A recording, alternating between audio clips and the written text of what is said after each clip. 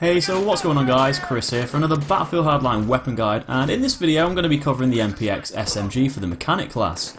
Now it isn't the first time we've seen the MPX recently in a Battlefield game, as it came out with Battlefield 4's Dragon's Teeth expansion DLC, though don't be fooled, although it's the same gun it performs a little bit differently on Hardline. It's only available for a law enforcement loadout, and it costs $19,800 to buy with in-game cash. So it's not a lot really, probably won't take too long until you're able to add it to your collection. So after looking at the weapon stats, the MPX has got a maximum damage of 34, and this starts dropping off at just 8 meters. Its minimum damage is 25, and this is dealt at 10 meters away or further. So it's quite similar to the MP5K, and just like most of the other mechanic weapons, it can deal a high amount of damage up close, but over longer distances it'll be a harder gun to do well with. Just like the MP5K, it'll kill in just 3 bullets under 8 meters, but it'll take more bullets to kill the further away you are. And it could take up to a maximum of 10 bullets to kill at and beyond 25 meters. The MPX fires at a speed of 800 RPM, so slightly different to the Battlefield 4 MPX, which fired at a faster 850 RPM. The fire rate is quite balanced, and it's neither too slow or too quick, and this should mean that you should be able to control the gun without it being a pray and spray weapon.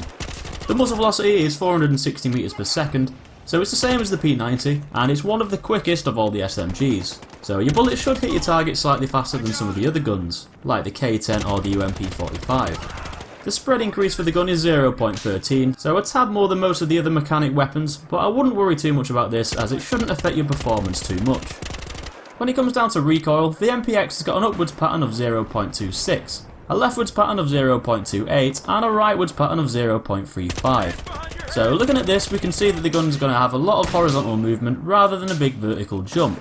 And though the MPX might seem like an easy weapon to control, that horizontal movement kinda makes the MPX a fairly unreliable gun to use, as there's no way to predict which way the gun might jolt to when you fire, making a lot of your shots miss where you're aiming. Up close you shouldn't have many problems, but at medium to longer ranges it might seem as though quite a lot of your shots are missing, even though you're aiming directly at another player. The MPX isn't the most accurate weapon in the world, but it's also not the worst, but it might seem that the gun's recoil is a bit random and sometimes unpredictable. There's going to be a 2x first shot multiplier added onto your first shot, but this shouldn't seem like it affects the gun too badly though, but just keep this in mind if you're burst firing. Now as for the MPX's magazine size, it can hold 31 bullets per clip, so the same as most assault rifles in the game. It's enough to take out 10 enemies at close range, but of course doing that with a single clip would be pretty damn tough.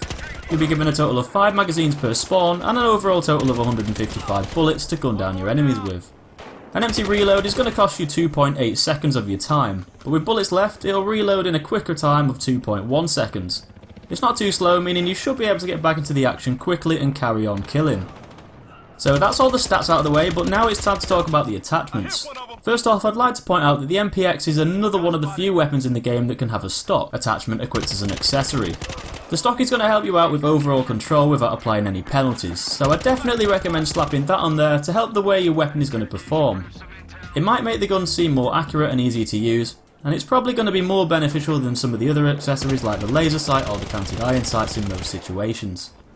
Now although the MPX can have a stock equipped for its accessory, you can't actually put any grip attachments on there, so you won't be able to have any bonus attributes to what the stubby, angled or vertical grips provide. Don't worry though, as the MPX can still do well with the attachments that can go on there. The Muzzle Brake is probably the best choice out of the muzzles, as it's going to help you with that awkward horizontal movement, decreasing it by 50%, and this should allow more of your shots to actually hit your target you're aiming at, and kill them quicker. The compensator probably isn't really a great choice, down to it having that penalty that adds more sideways recoil. And because the sideways recoil is one of the main problems of the MPX, it's best to not make it any worse.